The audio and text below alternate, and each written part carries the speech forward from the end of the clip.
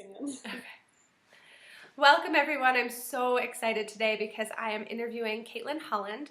Kaitlin is the founder of the School of Styling. She is a believer, a blogger, and a stylist who lives in North Carolina with her husband and her rescue pup, Sophie May. So Kaitlin, thank you so much for being here. I'm really excited to talk to you about the School of Styling. Yeah, thank you so much for having me. I'm excited. Yeah. Okay, cool. So let's dive right in. I know a lot of people want to hear not only about the School of Styling, but how you put it together. So why don't you just tell me a little bit about who you are, how you got into what you do, what you're doing currently, and then we'll go into talking about the School of Styling and how that came out. Okay, great. About 3.5 years ago, I decided that I wanted to start a vintage rental company in my area. I live in North Carolina. At the time, I was living in Raleigh, North Carolina, and I saw a need in the industry for a unique product like vintage rentals, and they were becoming really popular in other areas. So I kind of just jumped in a little blindly and started doing that and collecting pieces. And I grew up watching my mom decorate and redecorate our house, so it was something that was kind of in my blood. I had learned from her pretty much everything I knew about interior design and design. And as I was creating my vintage rental business, I started producing photo shoots as a way to show clients how they could use our products in their weddings, pretty much. And without even knowing it, I just got into styling and fell in love with styling, and I started creating more and more photo shoots. And my husband was like, why the heck are you doing so many photo shoots? Because this is not what we signed on for. And as I kept going, and oh my gosh, I have some like disastrous photo shoot stories where I pretty much styled like a whole wedding one time. I didn't realize you only needed one or two tables. So we had some fun times.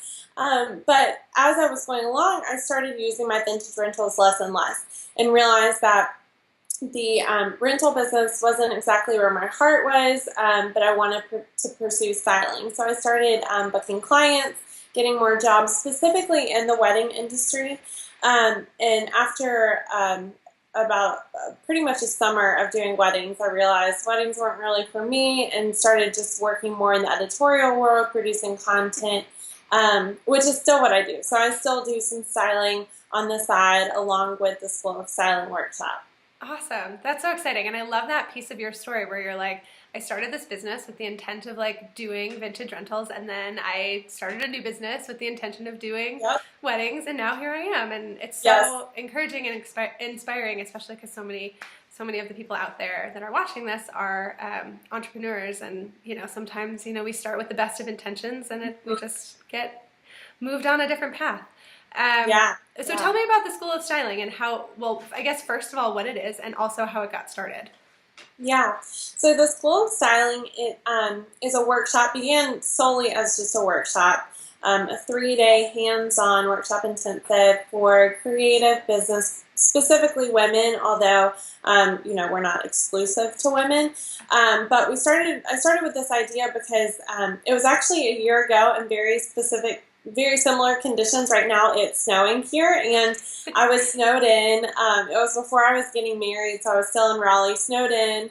They called it the snowpocalypse. And had this idea, in my mind for about 6 months, and really just pretty much from external conditions had to sit down and really think about it, and started mapping out how this could be a possibility, because I just saw this need for women who were creative to not only learn what it means to run a business and how to market yourself and brand and do a lot of things that we don't necessarily have funds to go and hire people right away. It's a lot of it with entrepreneurship is doing it all at one time and being every aspect of your business.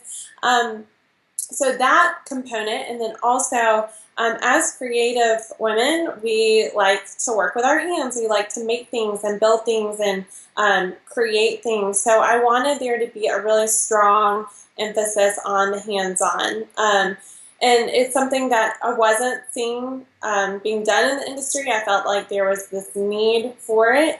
And I think that that's one of the reasons why after our first workshop this past August, why it kind of took off, because a lot of people felt that it was fitting a specific hole and need in the market that they were really interested in. Yeah, that's awesome. And so, okay, so if you don't know out there, if you don't know about the School of Styling, you guys started in this past August, right? Like you said. Mm-hmm. And that was that in North Carolina? Where was that one?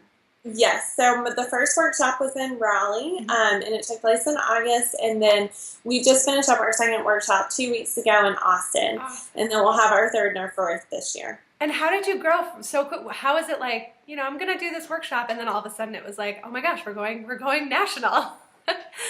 Yeah, well, a lot of it was because of the people that I had coming in for the workshop, specifically my speakers. I was very strategic in who I asked to come and how I kind of built my speaker lineup.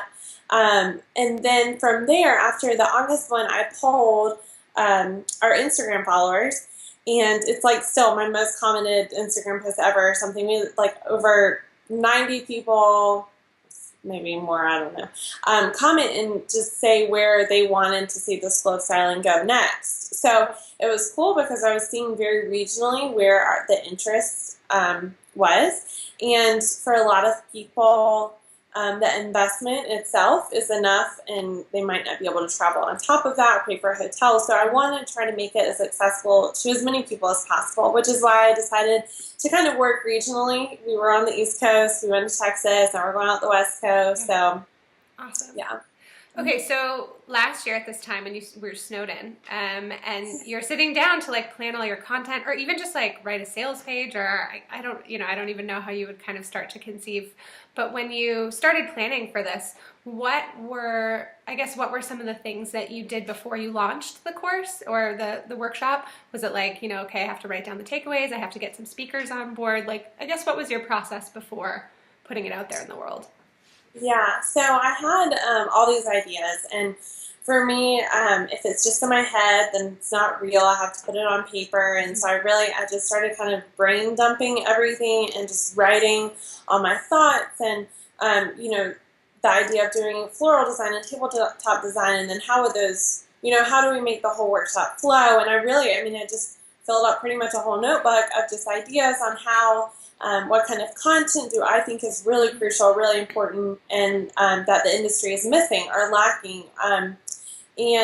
So I started kind of formulating all my thoughts and ideas, and I think it's really crucial whenever you're creating something new and something that's unique and different from what else is out there, that you have to have very concise verbiage when you're reaching out to people.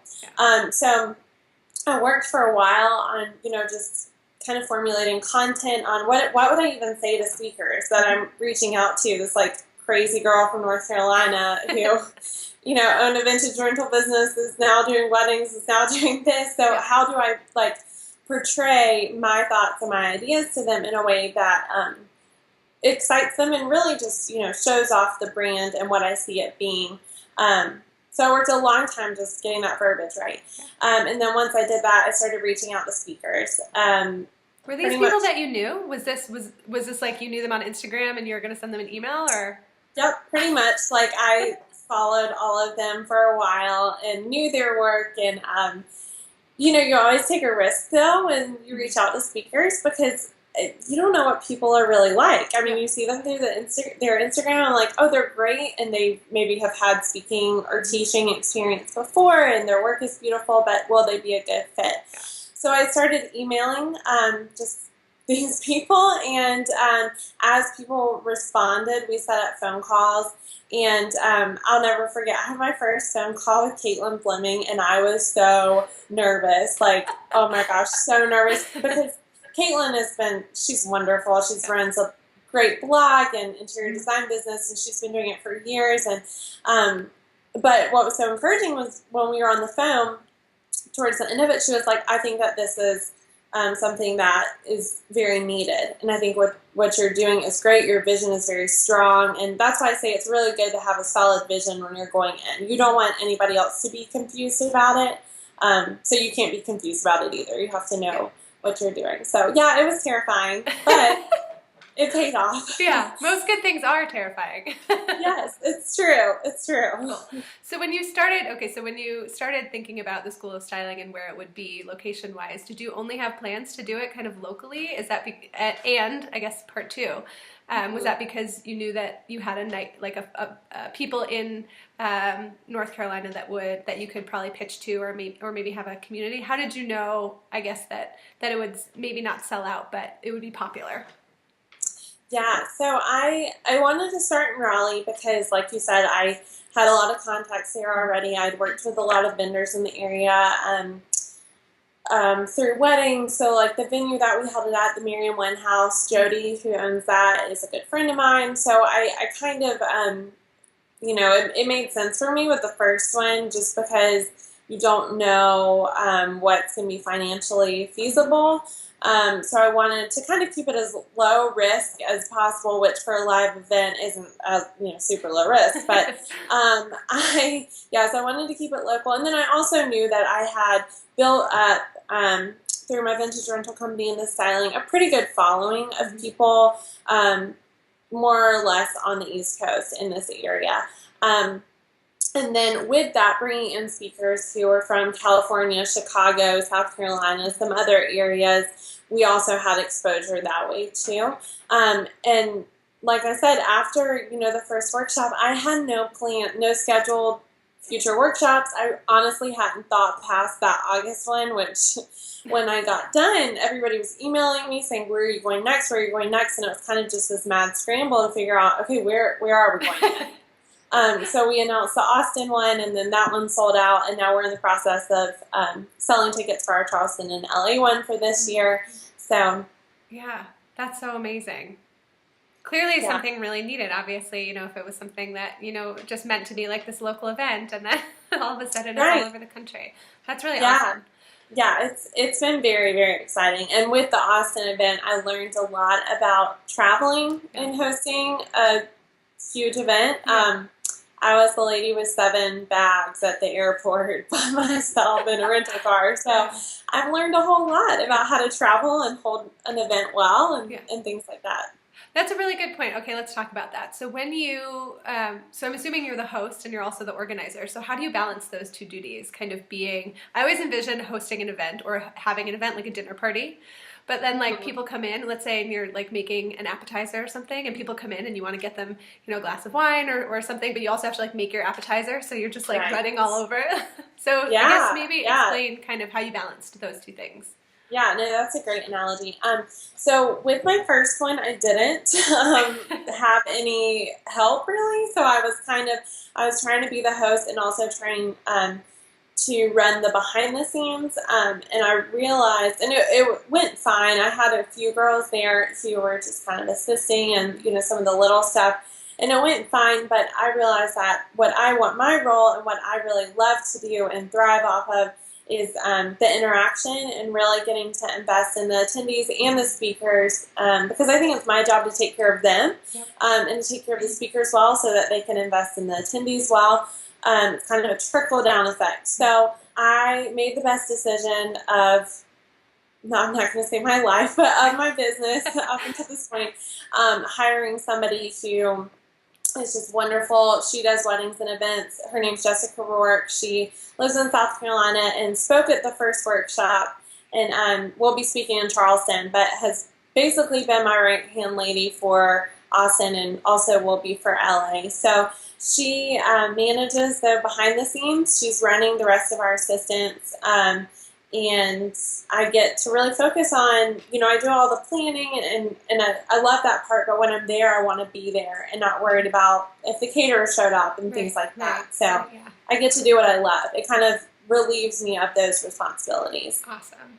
That's so exciting. Okay, so let's talk about, I guess maybe the moment you knew, which is kind of like the moment where, you've done all your brainstorming, you've done all your content, but what was the moment where you knew that this needed to be out in the world? Was there you got a bunch of emails where people were like, I'd really love to see you in person? Or was there kind of just how did you get to the point where you were like, okay, this needs to be out there? Was there a frustration with not finding something similar? Yeah, I think that kind of a combination of both. I had gone to a conference, and I went looking for pretty much what my workshop is now. Mm-hmm. I went in with the idea that I was going to be getting more of these type of things, and I didn't, and it's okay because that wasn't the purpose of that workshop or that conference. And workshops and conferences are the new thing. Everybody is doing them. They're kind of an extension of people's business. But what really drew me to it was just this educational aspect of it that I think is super valuable when you're learning in a community of women or creatives who have the same goals and same passions and interests. And so what I'm, my goal on what I want to create is more of just this resource for people. And I think that the workshops and the in-person events, people are also not finding those in their area. And so when I saw that need, and after the rally workshop, I was getting all these emails and, just Instagram comments and everything, it told me that this wasn't just a need where I lived. Whereas before, my vintage rental company, that was fulfilling a very specific need in my area. But this was a need of people across the nation and even in other countries. So that's kind of how I knew when I was getting that feedback when I wasn't seeing anything else like it. And I thought, this is something that's worth taking. It's an investment for people to make in themselves, and it's really valuable. Awesome. So going back to August, rewind back to August, maybe if you could talk about a couple things that went really well, that you did really well, and you were like, yeah, I did it great the first time, I don't have to change it. And then maybe we can talk about some of the things that didn't go quite as well and how you're kind of incorporating that into the School of Stylings and beyond. Yes. So I think what was such a common review of the first workshop was that there was just something electric about the atmosphere. Mm-hmm. So I think that one thing I would say I did well, but I also needed to continue to improve on, and I would say I still do, is just cultivating an environment for people where they feel encouraged, where they're challenged, where they're pushed, and to do that in a way where people, we do, a lot of what we do comes from my background as an art major. A lot of what I've learned in terms of, critique sessions and reviews and really pushing people to grow. So a lot of what we're doing is creating an environment that's comfortable and safe. We want everything from how I break up their critique groups to where they sit, mm-hmm. to who they're rooming with. It's all done very strategically. So I think that was done really well. I also think that the way that we incorporated the hands-on sessions, it can be a logistical nightmare. I'll just put that out there. And each time we do it, we have different circumstances, different challenges. Mm-hmm. The first time we were in a house and we were able to kind of close off some of the rooms so we could flip rooms and whatever. Well, this past time we were in one big room, and so everything had to either be set at the beginning or flipped very quietly. And so we have different challenges each time, which I think we succeed and maybe could work on some areas for each one. One of the things that, it was interesting because after our first workshop, I just kind of assumed, everybody's going to want to eat dinner together every night, and we'll just, we'll basically spend every moment together. But for me, I thrive off of that. That's great. But taking into account and consideration a lot of the women who need that time, because it's so much, they're learning so much, they're doing so much. The women who need that time to be able to decompress and to kind of, if you're more introverted, you need a refuel alone. So I've kind of restructured the way that we do our dinners and our meals. We also added a really fun speed dating, hour mixer thing at the first night after the cocktail party, because one of the feedback from our speakers was that they didn't feel like they got to know everybody at the first night's dinner. So we literally, it's speed dating style, which was funny because we all realized we got there and we were all kind of I had mapped it out, drawn little X's on my paper to make sure everybody was going the right way. And we got there and everyone was like, wait, we're going to miss somebody across. And we were all like, who's speed dated before? And no, So we just kind of went with it, and but it was great because those connections and the bonds that I think were facilitated in our August workshop by day 3, they were already there on night 1. So by night 3, we had like 10 women who were in tears because they didn't want to leave. It was it was just cool to see. I'm learning a lot, yeah, about the facilitation of those kind of relationships and bonds. Yeah. And what would you say, I mean, I guess talking about really great client experience, because that's something, like you said, that definitely drives a really wonderful atmosphere. What would you say are some of the things that you do to create this really great client experience? Maybe not only at the workshop, but also like before and after. Mm-hmm. Yeah, and this is something I'm also always kind of tweaking and refining. But I think that what really creates a great client experience is just the attention to detail, whether it's before the workshop, during the workshop, or after the workshop. So we, and also communication. People want to feel heard. They just made a big investment in themselves, and they want to know that you're taking their, whether it's dietary preferences or, whatever, into account. So I automatically, send a follow-up email as soon as they register, thanking them for coming and kind of giving them any information they need to know. And then I stay very on top of emails, especially the couple weeks leading up to the event, because I want to make sure that they know what's going on. There's no questions. They have all the contact information they need. My goal is for them to not have any questions, which obviously is never the case, but that's my goal. And then during the workshop, we really strive for perfection. Obviously, it's not something that's attainable, but from the moment that they enter in to the workshop, they are greeted by a smiling face. We don't want them to have any questions on where to go. We never want them to feel uncomfortable or like they don't have anybody to talk to. I mean, we train our speakers too. We spend a few hours with our speakers before the attendees ever arrive, and we train them on not only just, kind of the roles and responsibilities and how to have these conversations. And we definitely expect our speakers to be engaging with people, especially if they see they're by themselves, which our speakers always do a great job on. And then following up after the workshop, I think I'm doing a better job this time than last time. I think last time I was so caught off guard and overwhelmed by all the feedback and response we were getting. But I'm continuing to create a community with these women past the workshop. So we have our Facebook group, but we're also going to have, every other month, we're going to be doing like a group hangout call, so that we can kind of talk about what's going on in our lives, if we have any questions in regards to our business or our brand or whatever. And then also there will be an educational component of that too. So if there's something that they want to learn more about, or they're all kind of struggling with collectively, then I'll kind of put together something that we'll go through while we're on that call as well. And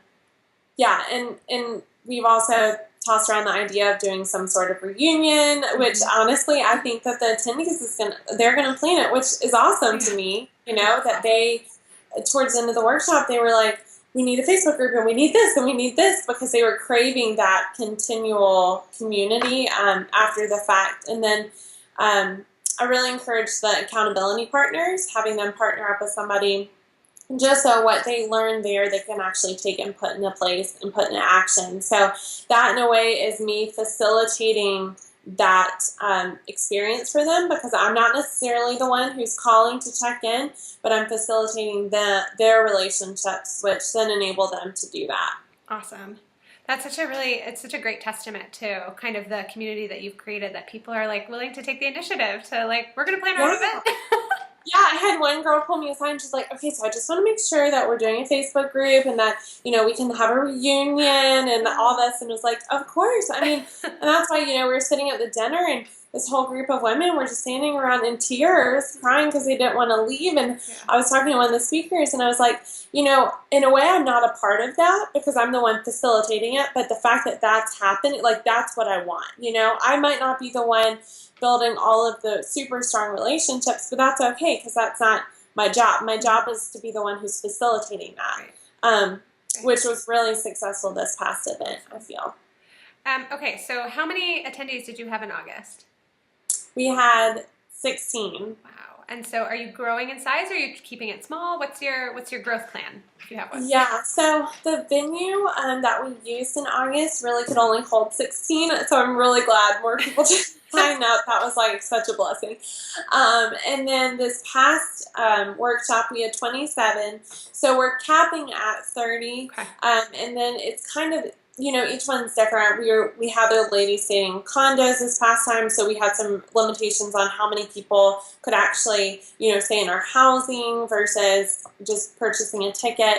And in LA, we're also capping at 30. And then in Charleston, we're capping at 20 right now. But the more I'm kind of running logistics, it may have to be a little bit lower just because of that type of workshop. Awesome. And so for something like a styling, 3-day styling workshop, do you think the smaller numbers are good, or is it, what's the benefit behind the smaller numbers?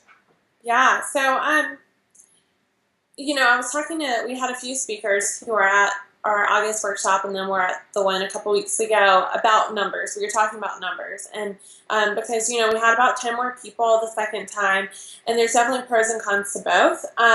With the smaller number, with that 16 number, it was a very, across the board review that they felt like they really got to know each attendee better.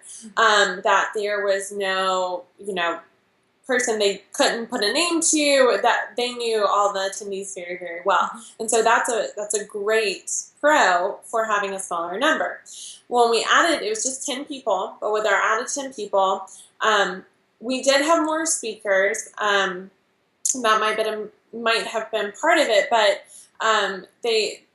there wasn't as strong a sense of knowing every single person by name by our speakers, but they didn't know everybody, but every single one of our attendees was known.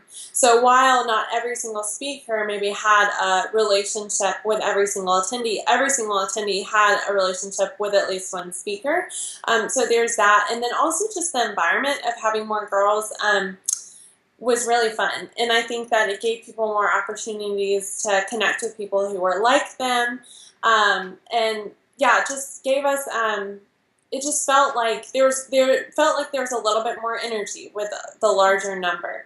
So it's something that, I definitely wrestled with and struggled with, because I would love for all of the speakers to know all of the attendees really well. But I think that most importantly to me is that all of the attendees are known by somebody. That's a really good point, because I think, like we talked about a little bit earlier, like it's just, nowadays client experience or attendee experience is just, it's so important. And so for people, there's different ways of creating a really great attendee experience. Mm-hmm. There are conferences that are in retreats that are in, that have 100 people, and there's still ways to create that intimate atmosphere. But it's really interesting and cool to hear your feedback about the different group sizes and how the dynamic can change with just 10 people. I mean, it's not that many. Yeah, but yeah, it's kind of amazing. And a lot of it for us is, we will never go over 30, and a lot of that is just because of the logistics of the hands-on component, materials for that many people. It's a lot, and so we have to make sure that we're making sure that our environment stays intimate and small, but you still get that fun dynamic in the energy. Awesome. Okay, so tell us your proudest moment. It can, I guess, either from Austin or from Raleigh. Okay, well, actually, I have a proud moment. They're my proud mama moments from both. From Raleigh, one of the girls who came, Kaitlin Hale, she came and met Danielle and Elena of the Every Girl, and a couple months later, Danielle emailed me and told me that they had taken her on as an intern for their company. And for me, it was really cool because, people aren't going there with the idea, it's not your typical networking situation, but you're building relationships, and so that's organically going to translate into collaborations or possibly even jobs. So for me, I teared up when I read that email. It was just so exciting to know that Kaitlin had made this investment in herself, had built these relationships with these people, and not necessarily to get a job, but it just kind of organically led into that. And then another one of my proud mama moments from Austin was when we had a girl there who was talking about watercoloring, and she wants to be a watercolor artist, and she was basically talking about the struggle that she feels like there's so many artists out there, and what does she have to offer, and what could be different. And the speaker who was talking, Melanie of Mayhard Designs, was speaking about basically on, your worth and your value and how to price yourself and that kind of thing. And Melanie just looked at her and told her, no, the world needs you. The world needs your art. What you make is different and special and beautiful. And for this attendee to hear that, and she's, younger, and for her to hear that and take that away and know that what she does is valuable and it's worthy and worth it. I was standing back crying a little bit. So it's just so cool because, it just shows that these speakers, their heartbeats, they're in line with the workshop, and they love our attendees really well. And it was just it was a really cool moment for me. I think that's, I always talk to people about why in-person events are so powerful, and I think that's a really great story. You can do a webinar, you can do an e-course, you can do as many as you want, but getting people in a room and getting them comfortable enough to the point to say, like, the world needs your art, like that's a big deal. Yeah, that could change someone's life. And I think that those in-person events, like our workshops, I think they meet needs that the attendees don't even necessarily know they have when they go in. Yeah. So it has that potential and that possibility. And, they have the idea that, oh, maybe I need to work on branding, or I want to build a community, but they don't know what that really entails. And then when they're there, a lot of the places of fear or doubt can be spoken into very directly. And so I think, like you said, a lot of power with in-person events. Awesome. Okay, so last question. If you could give some advice to someone who's kind of on the fence like you were a year ago, how about if you could give yourself a year ago advice about, how to make this workshop amazing, but you're feeling the fear and you're feeling the doubt, what advice would you give to yourself a year ago? I would say trust what you believe is important and powerful, and missing from the community around you. Look, they say that your greatest gift meets the world's greatest need.